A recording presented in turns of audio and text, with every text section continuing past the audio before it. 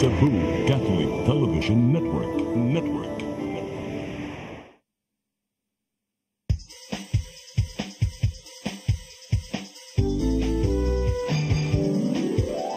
Hello Cebu, maayong buntag.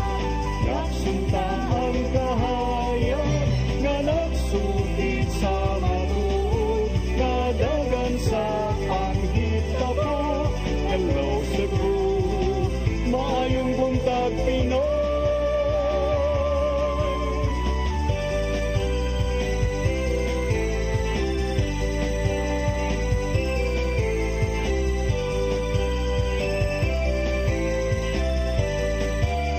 Ang katutulungan sa mga katawhan. Hello Cebu, hello Cebu, maayong buntag Pinoy. Maayong buntag Pinoy. Maayong buntag Pinoy. Hello Cebu, maayong buntag Pinoy. Adlaw karon nga Martes, Setyembre 24 tuig 2024. Ug sangan sa atong regular host nga si Malu Inocado Tabar, ako si Crystal Joy Filerca. Inyo kaming makita sa Cable TV pinaagi sa Cine Cebu Cable Channel 47. Unya live pod kita sa Facebook ug dunay replay sa among YouTube channel. Ako si Attorney John Destacamento. Ug kami may makig-uban kaninyo karong buntaga. Atong sugdan ang atong tulumanon sa pagsuta sa atong weather update karong adlaw gikan sa Pag-asa Mactan pinaagi ni Sir Francis Shoko. Good morning, sir. Hello Sir Francis. Okay, atong balikan si Sir Francis later partner no kay murag ato siyang kontakon pagbalik kay murag nawala siya sa linya. Okay, so before atong kuan partner while nag-contact pabalik kay Sir Francis, ato sang tan-awon ang mga front pages sa atong lokal ug national nga mga pamantalaan. Atong sugdan sa Sunstar Daily. Raymond Squandari, to run or not to run. Sa Super Balita, asawa gipusil sa bana patay. Sa The Freeman, kusog bears new members. Garcia open to run for mayor. Sa Banat News, gidakdakag barbel patay. Suspect naglagot kay nalupig sa Sumbagay. Sa Philippine Daily Inquirer, Guo in Pasig Jail, motion to halt transfer moot. Sa The Philippine Star, Guo negative for TB, stays in regular cell. Sa Manila Bulletin, Marcos signs Magna Carta of Filipino Seafarers into law. Og sa Tempo, Guo cohorts surrender. Maukadto ang mga front pages sa atong lokal ug national nga mga pamantalaan ug I think wala pa man na contact balik ang atong Tanaw na to, wala na. Sir Francis, naroon ba ka sa linya?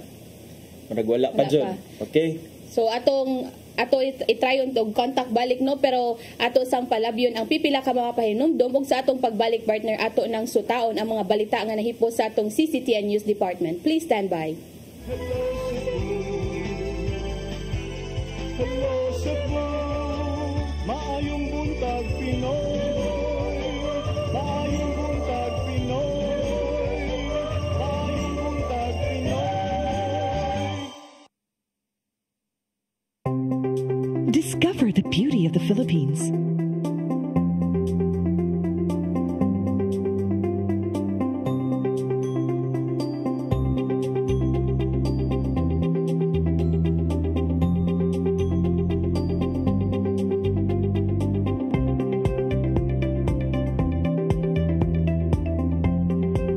With Philippine Airlines, the country's flag carrier.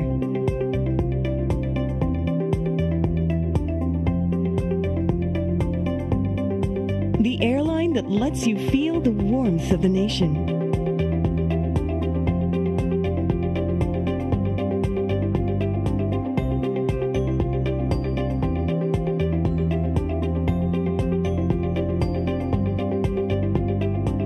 Mabuhay!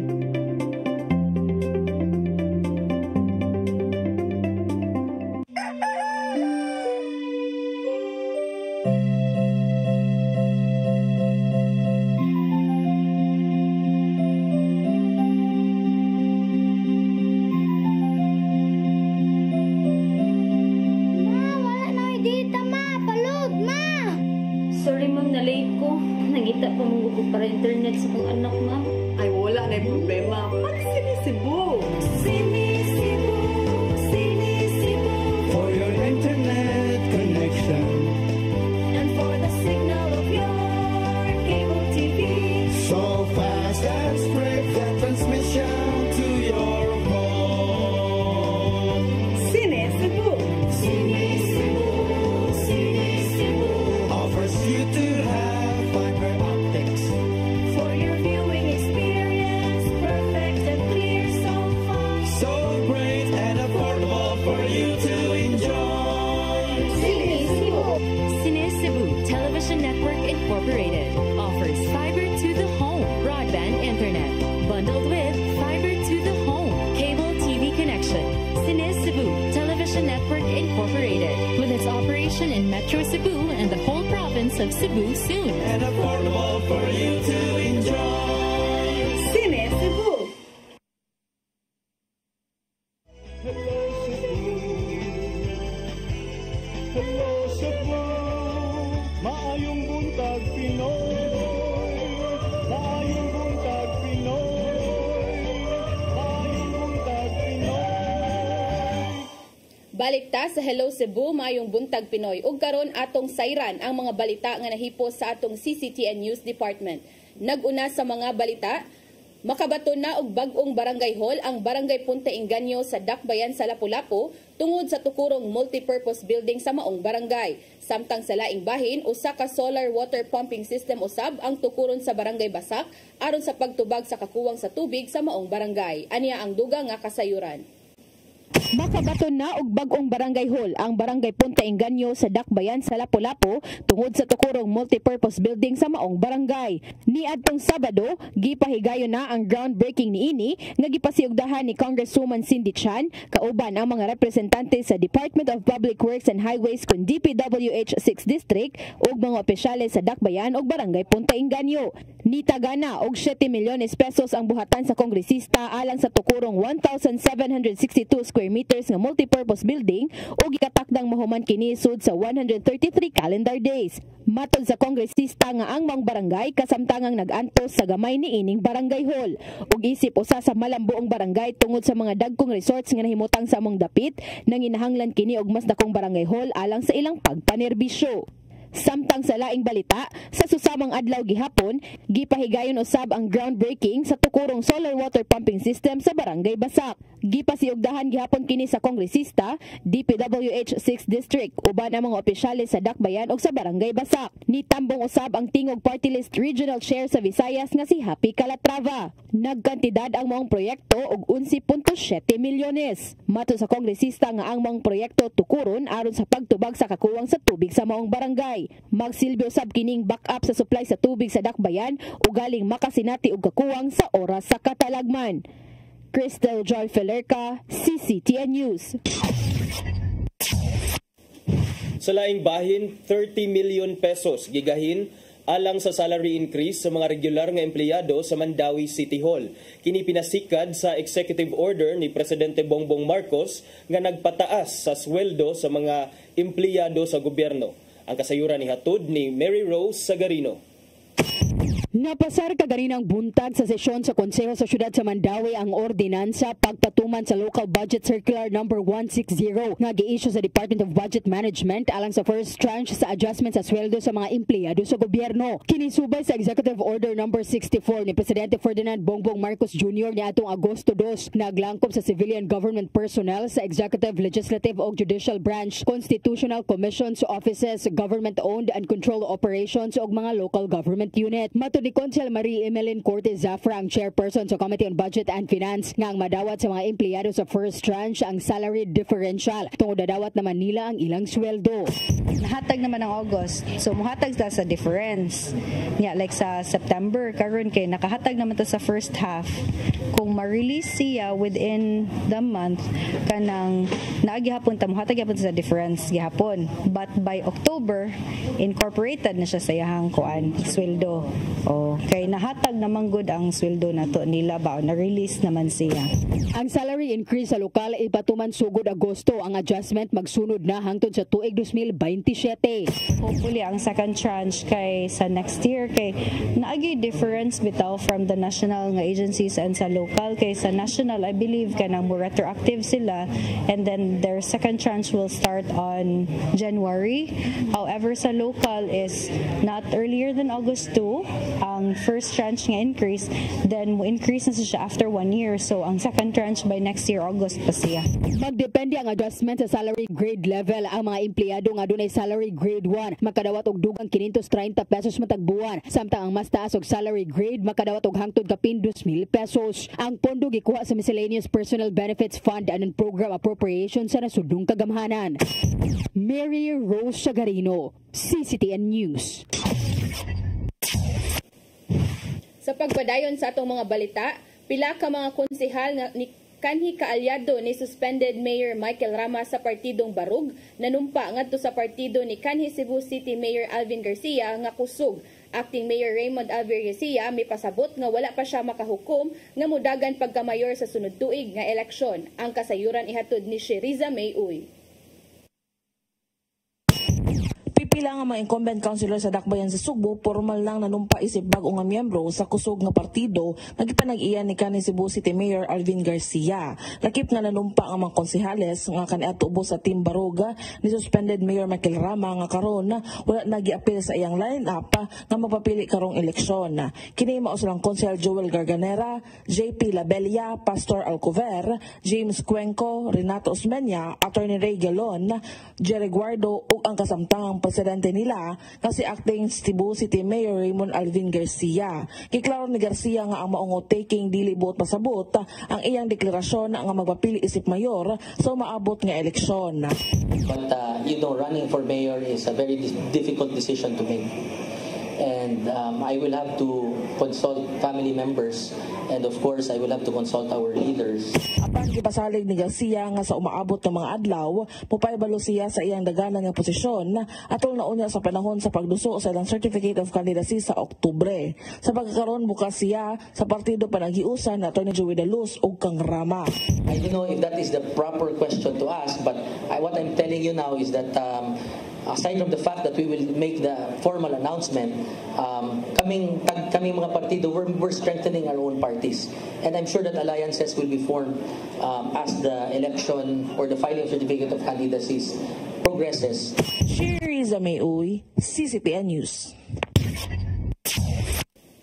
Sa laing balita, Sugbo ang nagpabilin nga pinaka-vote-rich province sa entero Pilipinas nga dunay 3.3 milyones ka mga botante. Ang COMELEC nagpahigayon og satellite voters registration, usa na lang kasimana ang nahabilin, una ang deadline niini. Ang kasayuran ni hatod ni Gian Navarro.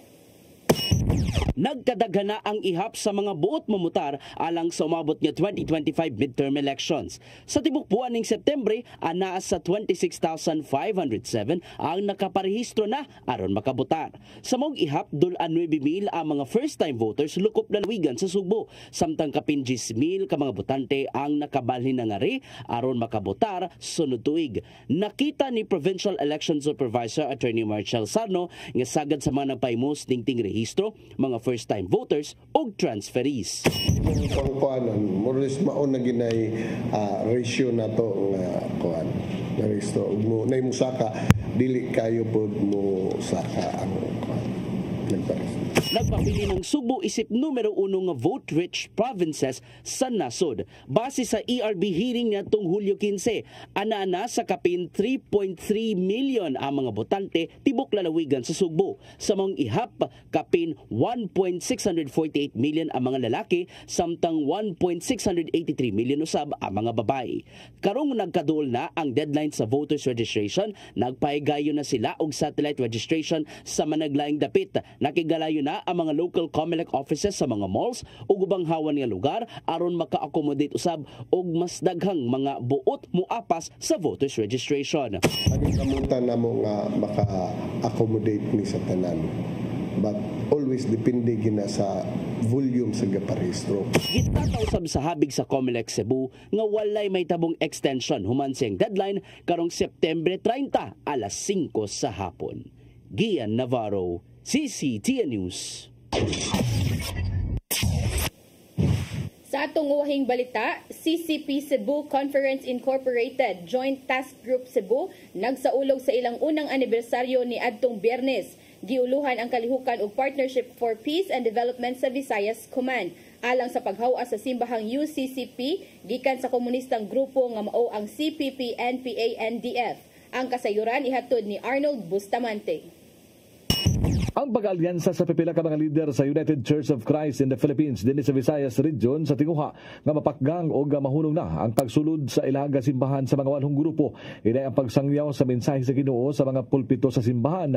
Ang pag-alsa na hinuon matud pa sa gobyerno ang kipatigbabaw sa mga pastor o obispo. Si Reverend Pastor Joe Steven Berdin, ang president sa Church of for Christ Association, Cebu Conference miangkon nga simbahang UCCP usa ka dakong kaalyado dili lang sa mga militante kundi gigamit na aron na pakigbatukan ang gobyerno sa Pilipinas. Dayag niya nga giangkon nga nasudlan na sila sa Communist Party of the Philippines, New People's Army, National Democratic Front kon na CPP, NPA, NDF. Dili manimod matud ni Berdin nga ang simbahan dakong papel dili lang sa ilaga misyon nga pagsabwag sa maayong balita sa Biblia, lakip na ang pagtabang sa panginahanglan sa komunidad. And having recognized that, the party likewise, although they refuse to admit it, somehow have found a way to make use of the church as an instrument to further their agenda, which is to overthrow the government. Although ang among mga obispo, ang mga leaders have denied it time and again, it is a fact nga nagamit gyud siya, and I stand as a witness to that. Dugang Berdin nga ila kining gisupak tungod kay gihimo ng tagwanan ng ilang simbahan tinubdan sa pundo alang sa mga kadre sa NPA. Iya usab nga giangkon nga ang simbahan mao tinubdan sa pag-recruit aron moabin sa walhong grupo alang sa armadong pakigbisog. Tungod ini nga pakitabo sa sulod sa ilang relihiyosong hugpong, ilang gitinguha karon nga mahawas ang simbahan sa mao nga matang sa problema. Din ila matud pa kini nga gisugdan sa kaamguhan pinaagi sa pakigalayon sa Joint Task Group Cebu sa pagpangulo ni Colonel Erwin Romel Yamson o sa National Intelligence Coordinating Agency ko NICA. Na nga atong gibuhat nga atong naningkamot nga ma-recover maluwas ang simbahan gikan na nga problema. Unya ang pagluwas sa simbahan magsugod mo ginas kaamguhan, awareness. Nya kinsa may mas nasayo ning buhat ta. Mo nang among nihangyo mi sa JTG, NICA and all the other agencies sa government nga suhito ani nagpatabang mi. Si Berdin ang kasamtangan nga pangulo sa Church Workers Association of Cebu Conference o nasayod siya kadto na elemento sa CPP NPA sa simbahan. Siya kanadto ang provincial facilitator sa CNL kon Christian for National Liberation. Din siya aga mokuha sa mga membro sa NPA nga masamdan kun dunay gubat. Niadtong 2006 siya aga mokuha sa mga realista nga madakpan sa mga pulis. Apan iyang gibutyag nga naa sila sa Legal Democratic Movement. Gisaaran sila sa komunistang grupo nga kung nga magmanampuson sila pagtumpag sa gobyerno, doon na siya papel silang panggobyerno unya. Apan nahigmata matod pa si Berdin sa kamatuoran, kung magmaduugon sila, wala na ilhon nga simbahan sigon sa pamahayag sa usa ka dakong opisyal sa CPP, NPA, NDF. Si Art Tariman, usa sa mga opisyal sa UCCP Cebu Conference, mibutyag nga ang labing naapektuhan sa infiltration sa walhong grupo mao ang ilang mga simbahan nga naa sa Western ug Eastern Visayas. Apan sa dihang ilang nasugdan ang kasimbahanan na batok terorismo sa miaging tuig, daghan sa mga miyembro ang nakamata na o gamialsa sa ilaga mga lider nga undangon na ang pagsalmot sa kalihukan sa komunista. Gani silang gihimo nga investigasyon labot sa terrorism financing. Ilang nasuta nga dunay membro gikan sa sugbo nga konektado sa CERNET kun Community Empowerment Resource Network Incorporated nga nakahimo na og dako nga network sa sulod sa simbahan sa UCCP. Dinhi na sila nakahukom nga magpatabang sa gobyerno aron mahunong na ang paggamit silang simbahan. Nagpasalamat sila nga sa ilang nga tinguha nagbunga kini tungod kay sa 56 ka mga simbahan sa UCCP sa Sugbo. 34 niini ang mibarogan dali na magpagamit sa komunistang grupo. Happy lang ni kay majority about 34 of the 56 churches may klarong mibarog. So mo silang not elected atong nihagi. So mo siya resulta sa 1 year effort nga ang amo ring gihimo pagpasabot lang. Pagpakita lang ang sagid ang extent sa problema nya nasabtan niya nakita naman sa niya si Pastor Berdin without him sa musulog he's also involved. Colonel Williamson siyang bahin nalipay sa gihimo sa mga lider sa mga simbahan nga nagtinguha nga muhunong na sa pagsuporta sa kontra sa gobyerno. Talagang very effective. Kaya ang Panginoon naman talaga yung sentro sa UCCP, just like any other religion. So, gigamit lang sila, exploited, and then captured, controlled pa nga. And this is a very high concept kasi control. So, sila na mismo ang nagbarog, sila na mismo ang nag-resist. So we were just accompanying them to make sure nga ang ilang pag-resist matuman. Dunay ni Colonel Yamson nga dako kaayo ang kalambuan sa pagbungkag sa mga walhong grupo sa sulod sa simbahan sa UCCP human gimugna ang kahugpungan sa mga lider niini. Arnold Bustamante, Mao kadto ang mga balita nga nahipo sa atong CCTN News Department ngayong nakita kagahapong adlaw sa Sairi 47 ug sa atong pagbalik partner ato nang paghisgutan ang pipila ka mga isyu nga manginlabot ang lungsod ug ang nasud. Please stand by. Hello Cebu, maayong buntag Pinoy, maayong buntag Pinoy, maayong buntag Pinoy. Discover the beauty of the Philippines.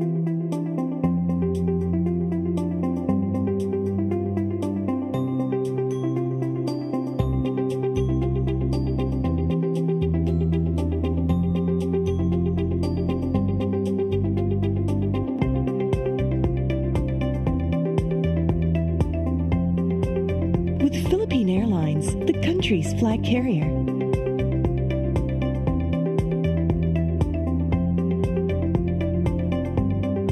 The airline that lets you feel the warmth of the nation.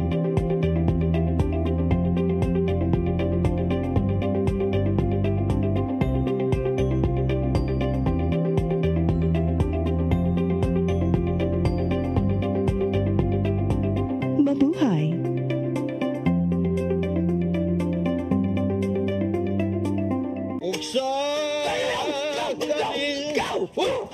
Unsa man kang tambulakan kalit nagabot nalantigan ni ron gitara ko nga gamay kaayo gitara ko nga dako gamay kaayo dailing unsa man ang utangan nga naam na si mong luyo dito wa manggoy siya na ikatubang nimo dailing kay tarong mo nganong imong kung iapel ni dailing ha wa man koy labot kini panil nga kini.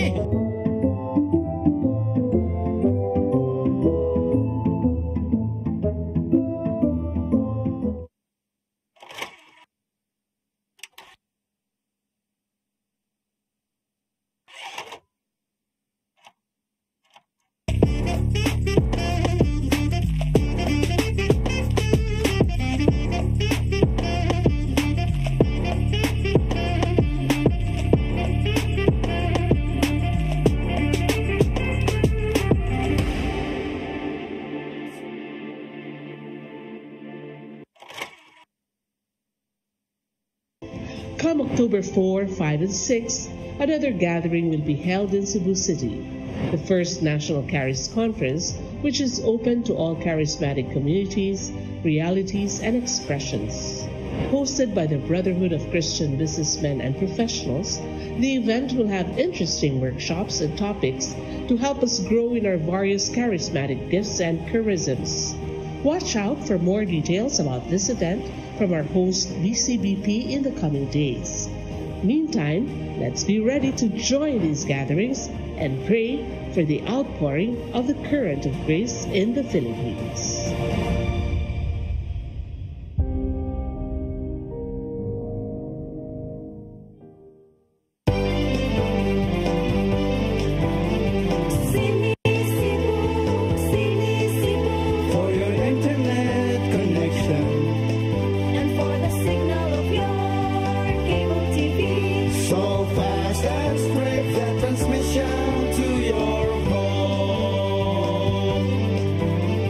CBC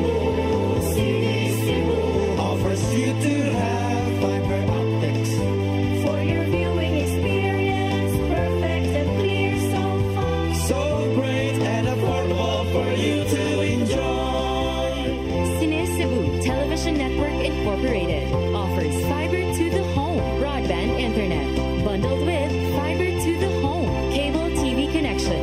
Cine Cebu Television Network Incorporated with its operation in Metro Cebu and the whole province of Cebu soon. For your internet connection And for the signal of your cable TV. so fast and straight that transmission to your home. Cine Cebu Offers you to have fiber optics. for your viewing experience, perfect and clear so far. So great and affordable for you to enjoy. Hello Cebu, hello Cebu, maayong buntag Pinoy, maayong buntag Pinoy, maayong buntag Pinoy. Balik sa Hello Cebu, maing buntag Pinoy. Nya arita sa tong paghisgot-hisgot, atong unahog hisgot partner katong dunay mikatap sa social media nga mga viral post regarding atong usa ka magtutudlo didto sa Tibagon Elementary School sa probinsya sa Davao de Oro partner nga allegedly namatay sa stress human nga giingon nga gipakauwawan kuno siya sa principal. And I guess maugod na ang sa kanang sulod sa atong mga social media karon partner no kay nakagain ni og kanang lain-lain nga mga reaction gyud. Nya kani si ma'am ang kining teacher nga namatay usa kini siya ka grade 2 nga teacher didto sa Tibagon Elementary School. Nya kining Tibagon naa ni siya na belong sa Davao de Oro didto sa Davao region. Nya grade 2 nga teacher si ma'am. Nya matud pa nga ang nahitabo ani before that partner kay duna kunoy mga estudyante or pupil si ma'am nga iyang giimrag naa unta to sila murag classroom activity but all of a sudden she found out nga nagduwa-duwa ra di ang duha unya dayon sa ilang pagduwa-duwa murag nasamdan ang usa. Unya niuli ang bata nga nagkadugo pa so moto nahibong ang iyang mama moto nga iyahang matod sa mama sa iyang interview kagahapon sa IFM radio nga iyak sa kunong gichatan ang maong maestra before siya niadto sa principal. Kay gusto siya makahibaw og sa mga detalye nga nung nagkadugo ang iyang anak. But kay wala man kuno ni reply so that's the time nga iyang gipaabot ngadto sa principal ang iyahang mga pangutana didto sa nagpakitabang sa principal. Pero lahi man sad ang version sa family sa kuan partner. Ang kuan ani partner wala pa nako nakita ang side sa family no pero ang akong nakuan partner after atong chat niya partner nga ay pagkaibaw sa ginikanan nga nasamdan iyang anak ni uli nga samdan pero niadto pa ni siya pag chat niya wala ni reply so niadto pa siya naabtan pa daw na niya partner ang kanang teacher and murag I think nagka-settle na to sila something so mo to nga kanang after pila ka days sa to partner mo pa to siya nibalik dito sa principal kay murag kato ganang gusto siya nga magka-settle sila ba kay nang kuan to partner mangayo man gud to siya refund kay nakagasto man gud to sila ang katong ginikanan so after ato kay pagpagawas guro to sa unsay kuan na kanang medical nga result sa bata ato siya nibalik. Kay kining iya pan tong gida sa ospital nakagasto kuno siya og kining tambal, nakagasto siya anesthesia, nakagasto siya kay gitahi man partner. So mao na nga ang message niya dayon nga ay group chat do sa mga parents with the teacher niya ganing after that incident do na siya gi-send nga mensahe akong tan-awon kung unsay content atong iyahang message niingon siya sa mga teachers in that GC nga dear partner or with the parents. Sorry. Ingon siya sa mga parents, dear parents, ma-question pa akong pagkamaestra tungod sa kakiat sa inyong mga bata. Hapit ko mamatay gahapon tungod kay wa na nako maagwanta ang pang-insulto ni sir nako. Dulot sa akong bukog, murag sakit sa akong buot nga naningkamot ko para sa inyong kabataan tapos nangaunsa sila tungod pod sa ilang kakiat. Maestra basulon. Sukad pagtudlo nako hapit na lang ko mo retire karon kay murag 31 years man kuno ni siya nga nagserbisyo isip usa ka maestra partner. Karon pa ko ginaong-naong og kasaba og principal tungod kay nagsumbong mo niya. Pwede ra man unta mo direkta mo nako ba? Na amoy concern o wa nagustuhan sa ako unya kay inyo man gipaabot. Salamat, success kaayo mo. To the max ang kasaba nga akong nadawat nga almost di nako makaginhawa sa kahiubos. Ho. Bito, and I guess previous from that partner, napa na siya ilain yung mga conversation partner nga niingon na siya nga gisakitan kaayo ko pero past is past, mag-move on ako. Ako lang ning gi-share sa inyo para mawala ang kahuot sa akong dughan para kung naay maing-ani man gali simba ko lang ayaw lang mo diretso og principal diri mo nako pangutana. Salamat niya. Other pa pod nga kanang sa pailaeng gi wala ko'y to gabi sig hinilak hangtod karon NGS nagchat sa inyo hilak ko hu. Kung nasipyat man gani ko, wala ta mo na pahibalo sa GC, mo chat naman unta ko, pero nang abot naman ka diri sa school. Mo to giingon ako nimo partner nga, kanang, before lagi to ni, ato sa principal, ni ato good siya, nagkaabot man to sila. So, I guess, daghan pa kayo mga conversation partner nga kanang, ni vent out good ang kanang teacher kay, siguro grabe good iyang gibati nga kanang kay ubos, or unsa ba ni iyang gibati good? Tinuod. So, siguro partner before ta magisgot-hisgot sa mga sa other side sa story no gusto lang nako klaruhon kay isip usa sad ka abogado gusto lang sad nako nga ma-discuss ang legal aspect ani. So kinsa man jud ang pwede natong basulon kung ang mga pupils or students for example dunay mahitabo sa ilaha while they are inside the premises of the school. So under sa ato ang Family Code of the Philippines partner ang mga maestra nato na gitawag og special parental authority. So special parental authority meaning ang primary parental authority na amang yun sa mga ginikanan sa bata, but naturally wala na parental authority ang mga ginikanan kung naa sa eskwelahan because ang mga bata tuaman sa eskwelahan. So under the family code na ay special parental authority kung unsa ang mahitabo sa mga bata while they are inside the school premises during class hours, bago na siya sa eskwelahan partner og sa mga school administrators. Si ma'am nipasabot siya nga pagkakita ko na siya sa dugo wala siya ni ang pangutana magud nganong wala man ni apply bisag first aid lang kay mo to ni explain sad si ma'am nga ako mahadlok og dugo and we understand that na ay mga tawo nga mahadlokon og dugo and knowing sa murag pagka fragile sad sa health ni ma'am murag kining mahadlokon siya and then na namatay magayon taon siya tungod sa stress tungod sa pagkakasaba. So makasabot sad ta si ma'am, but I'm also wondering partner nganong walay, of course there could have been a nurse in the school or kung walay nurse, okay, well kay kung gamay ra siya nga school at least nakapangayog tabang sa mga fellow teachers siguro.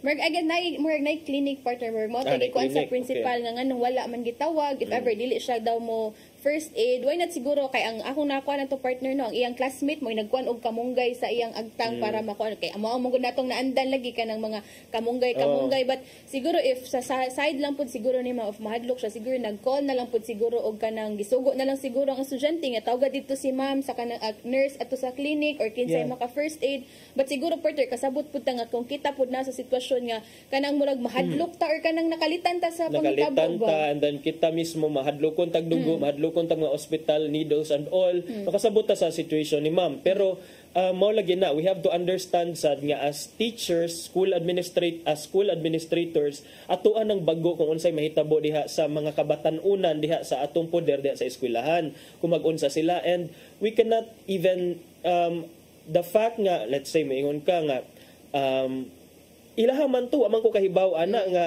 sila but still mga bata man gud na siya partner. So grade 2 pa man partner, grade 2 man sila and then kay baw jud ta unsa ka kulit ni usahay ang mga bata. But mao sad to nasa to yung mga ginikanan o nasa to yung mga netizens partner nga niingon nga dili sad responsibility total responsibility sa mga maestra ang pagdisiplina sa inyong mga anak. Yes. Bitaw dagan pud actually sa kung atong makitaan partner sa mga kanang mga friends lagi nato nga mga maestra pud mo ni kuan pud sila sa side pud sa maestra kaning namatay nga maestra nga kanang dili pud lalim sa ila ba magbantay og kanang pila ni ka students sa per classroom daghan kaayo so dapat unta ang kanang kung need man gani i-guide ang mga bata nga kanang mag-behave sa school, i-remind sila dapat sa balay gud daw na ang parent gud daw mismo mo remind, pero kana lagi partner dili gud nato malikayan nga magkiat man gud ni kay mga bata lagi. Magkiat, and then kining I don't know kung unsa sa gibuhat kung within the normal aksidente ra ba gyud ang naitabo kay na may usahay nga bisag dili kayo kiat ang bata, but accidents do happen anywhere and anytime. So but I agree partner nga disciplining the child should start at home, kay dili nato ipasa sa mga maestra ang responsibility to discipline our children, kay mao gani nga special parental authority lang ang naa sila, because at the time nga naalang ang mga estudyante diha sa eskwelahan, mao ra man sad na ang ilang covered sa ilang authority, pero pila ra man ka hours naa sa eskwelahan ang mga estudyante, di ba? Less than 8 hours a day. Majority of the time na ana sa poder sa mga ginikanan.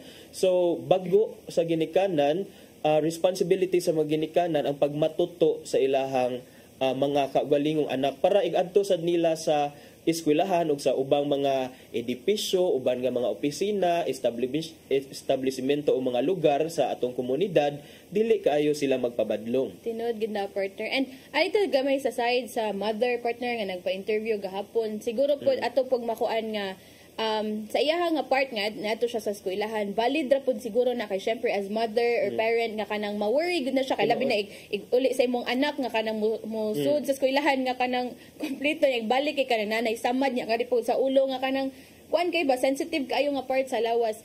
Valid na siya kay syempre ginikanan lagi, pero ang siguro lang partner adto lang guro ta nakuan nga kanang nakistorya naman ka sa parent ay sa teacher ba, why not didto na lang gid taman or nganong gipaabot pa man gid sa principal. If ever adto siya dito, if wagod sila na settle, I guess na settle man to sila the first time they meet each other after sa katong panghitabo.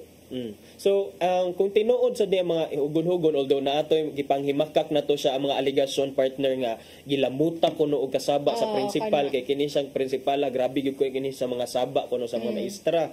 So kung tinuod na sa partner, I think sad ato sad sigurong gusto lang sad siguro nato nga i-remind sa ato mga principal no nga kini sa mga teachers sad kaning i-control lang sad siguro ilang emotions, especially when dealing with teachers, kay although naa sila ang immediate superior or supervisor sa mga teachers diha sa mga tunghaan, I think nga there is a proper way to discipline erring teachers kung doon naman gani kalapasan ang mga maestra nga naa sa ilang mga poder, kay wa mo gud ta nakahibaw sad sa kining unsay sangputanan partner ba sa kaning heavy nga pag award paghatag og award.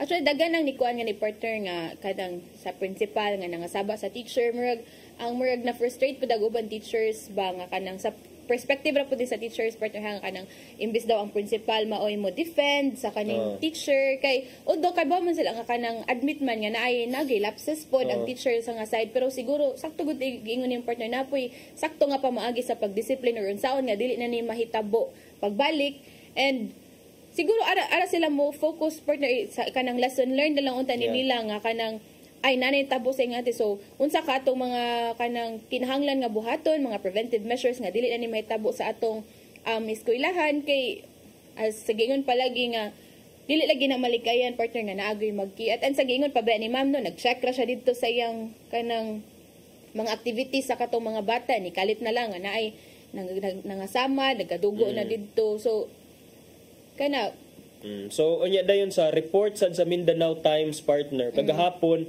gipatawag na sa DepEd Davao de Oro to a dialogue ang maong principal aron sa makuha ayang habig.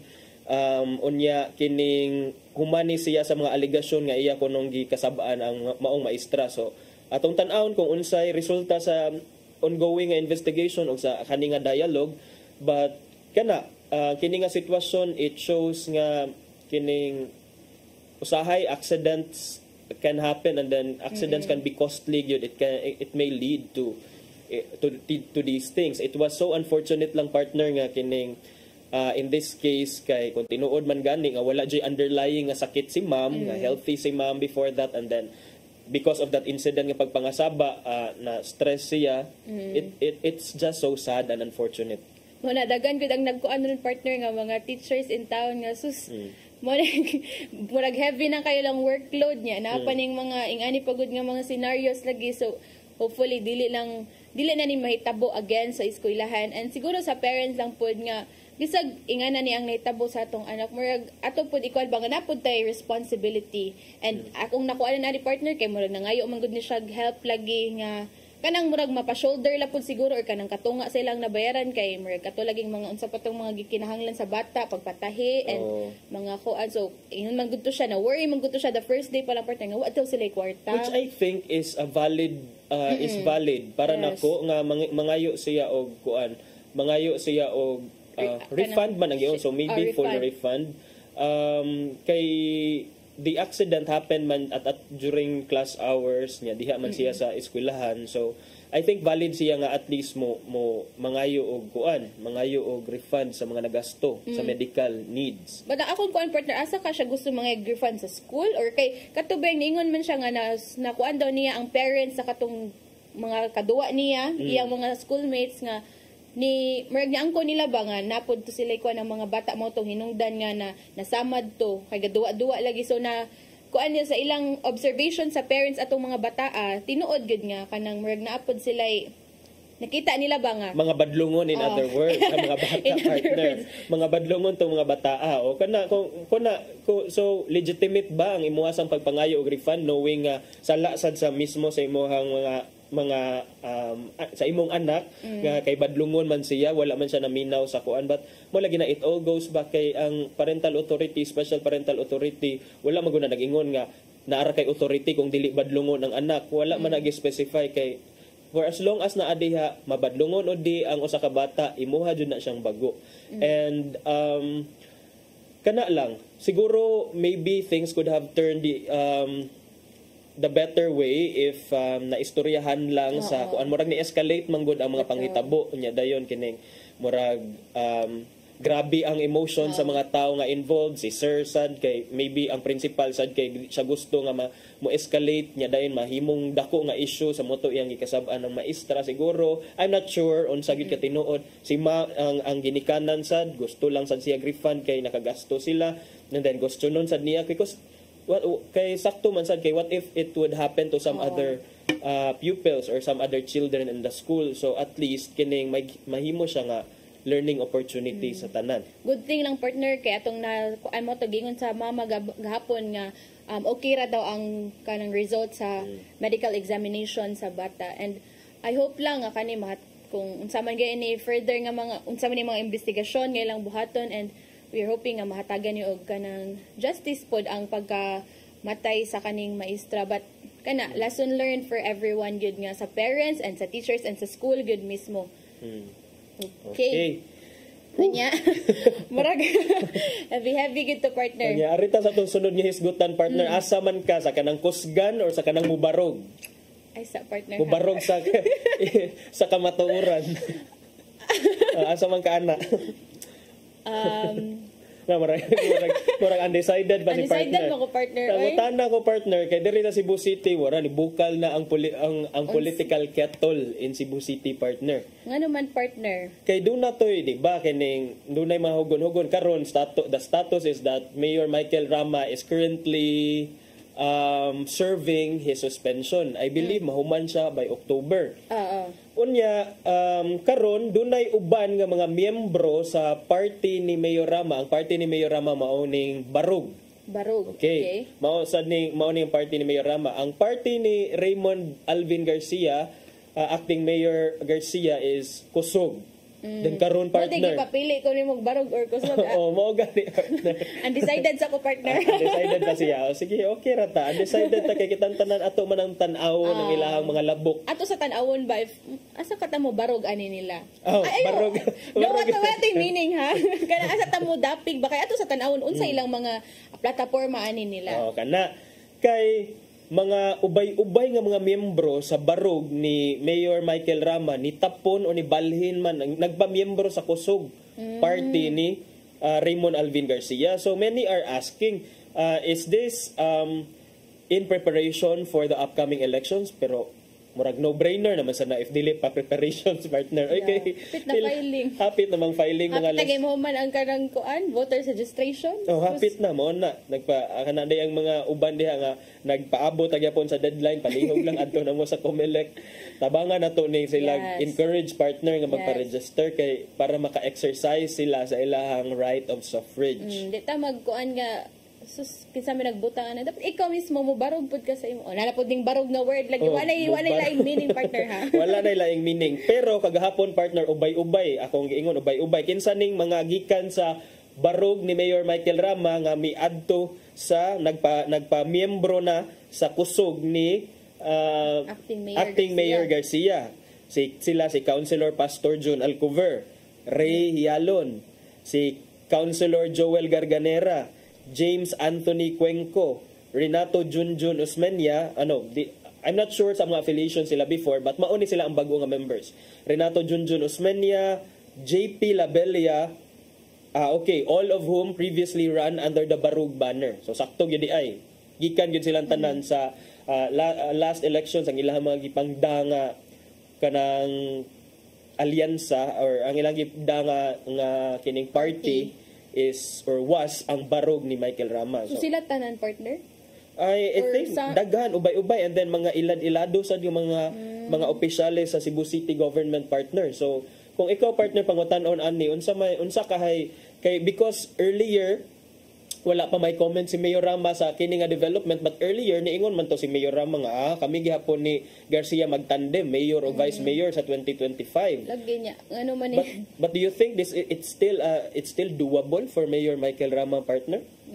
I guess it's murag ko na partner kay sa previous bang ako nakita na to nga nagud to yung mga kanang conflict na between them ba nga kanang nakita mong gud to na to ato laging mga decision si Acting Mayor Garcia nga wa na uyon ni suspended Mayor Michael Rama, so ambot lang unsa kay dagan na nilang duha murag naay murag unsa ni kaning naay wala na lang gisulti ba naay wala pa ta nakahibaw wala na gisulti pero from their body language from what is happening right now murag we can say nga 1 + 1 = 2 dili kay 1 + 1 = 3 so kay nitapon naman dito sa pikas ay ko ingna nga they are still sticking it out with the suspended mayor. I don't think that's the logical inference nga that can be drawn out of that development partner. So I think murag masakitan not really physically si Mayor Rama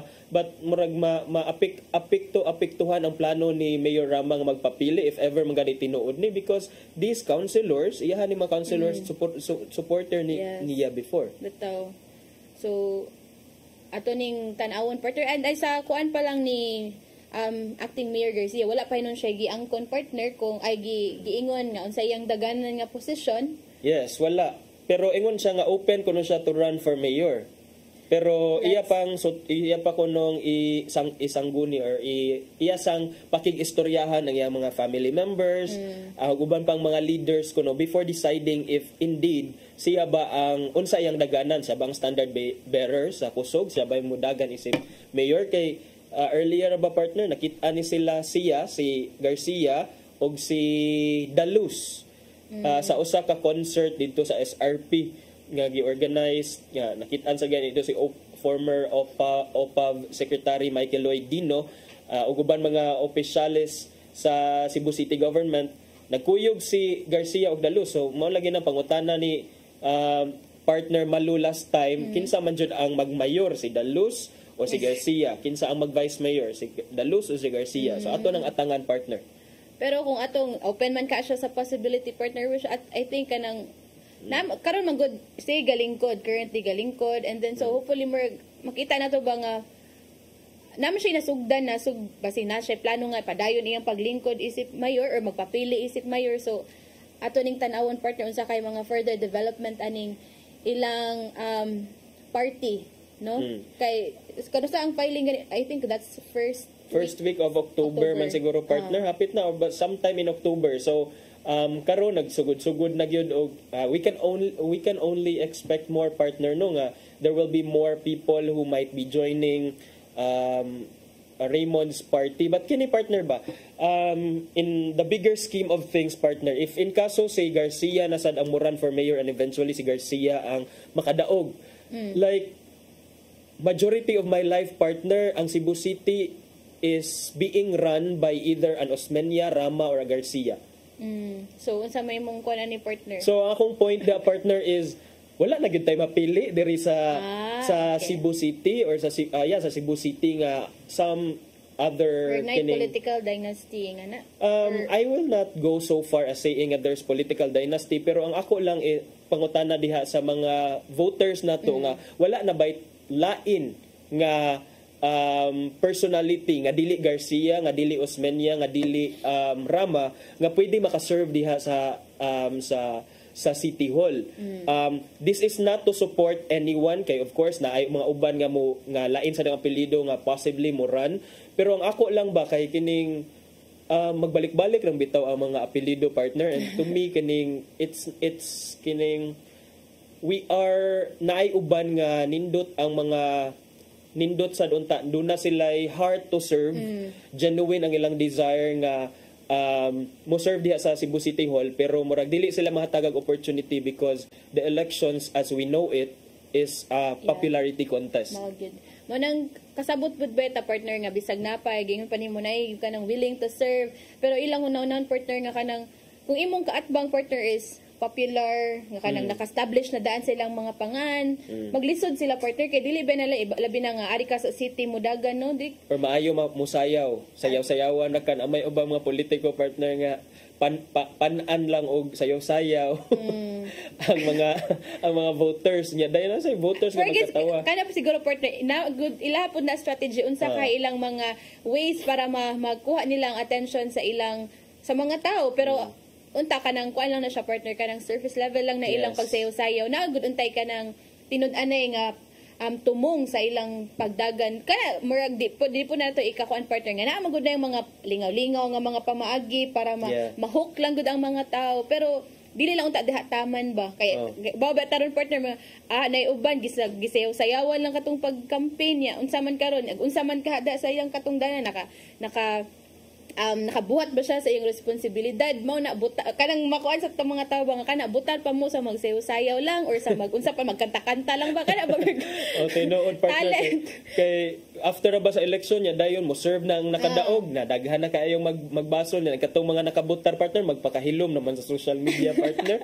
Then ang katosang naingon nga di ba ingon bitaw mi ninyo pero kamo isog kay mo sa inyong ni kampanya para sa inyong mga manok. Pero I think, partner, elections are a two-way street. On the side sa mga politicians who are running for positions, dapat they should, aside sa atong giingon nga genuine desire to serve, they must also be qualified in the first place for the position. And by qualified, I don't mean to say nga kana bita, of course, naman joy sa balaod kay basic naman ang qualifications, citizenship, you must be a natural born Filipino citizen, that you must be a resident for this long in the locality where you wish to be elected, and dayon able to read and write, basic ra na siya. But what I mean with qualifications, partner, is kana bitaw sang kanang leader nga dili ta mauwaw nga kanang kahibaw gid sa technicalities sa balaod, how to run a local government unit, kay lisod sa nang genuine desire niya dayon able to read and write lang, but at the end of the day kay malipat ka sa imuhang mga department heads because you are not knowledgeable about how the affairs at the City Hall should be run. So I think they must be qualified as well. That's the first thing. Then on the other hand, sir, partner, kita mga voters dapat katong imong giingon, we should see through the surface level kanang mga entertainment aspect sa mga politiko. Dapat okay, why problema if mag-enjoy ta ana kay kuan sa kayta kining killjoy ra sad kayta.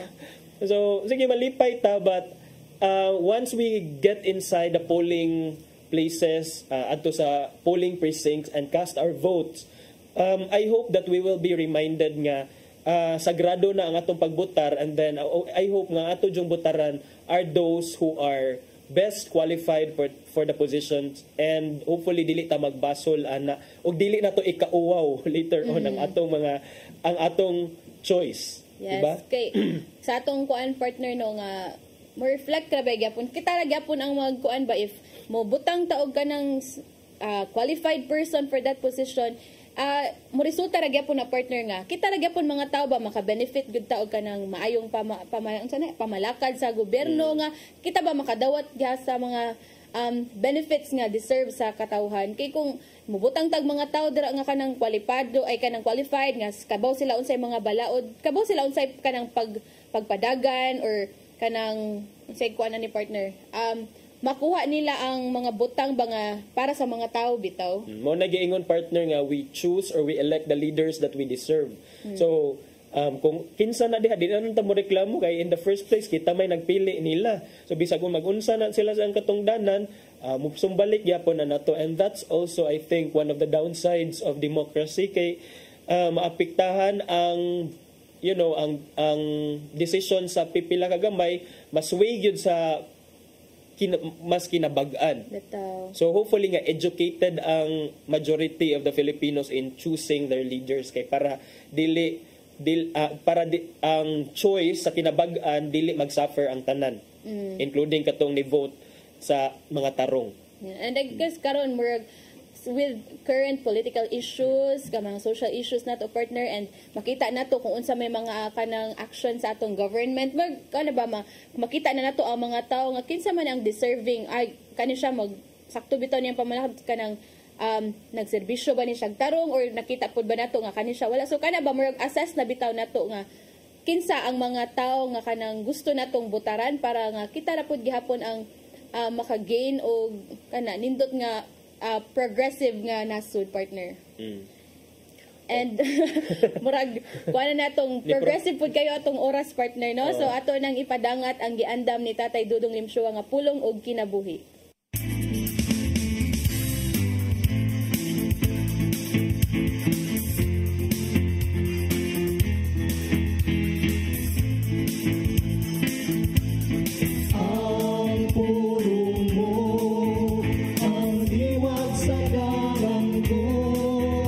Sa 2 Corinto 8:7 ato mabasa, kamo nga dato kayo sa pagtuo, sa panulti, sa kabalo, sa iyong tinguha sa pagtabang o sa inyong pagigugma kanamo.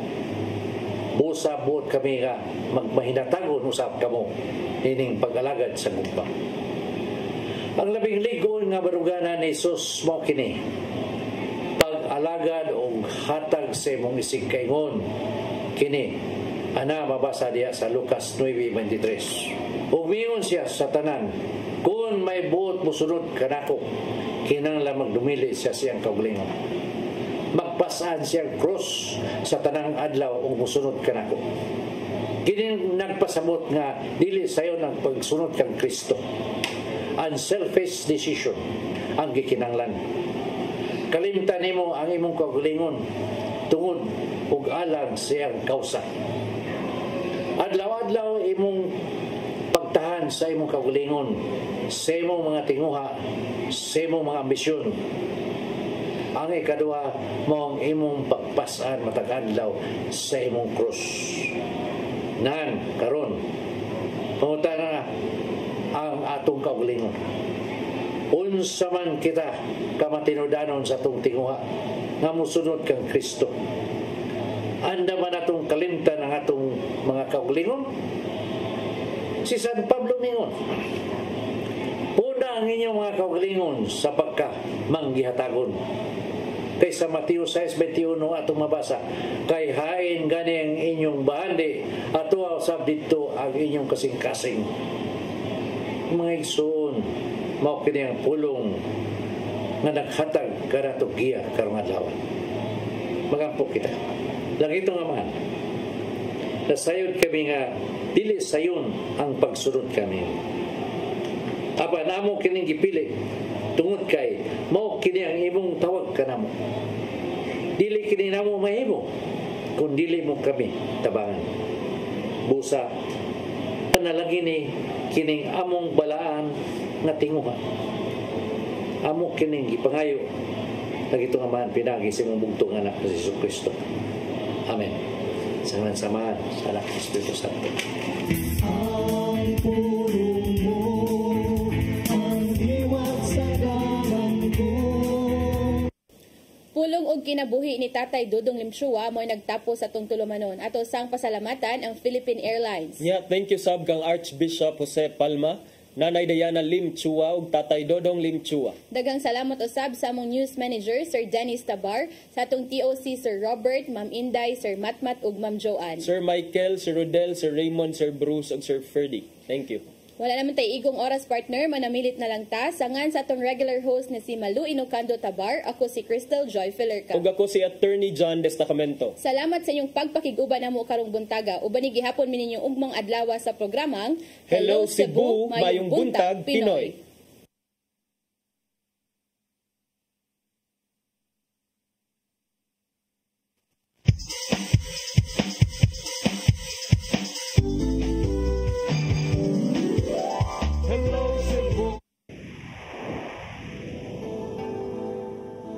Usa ka pagtuo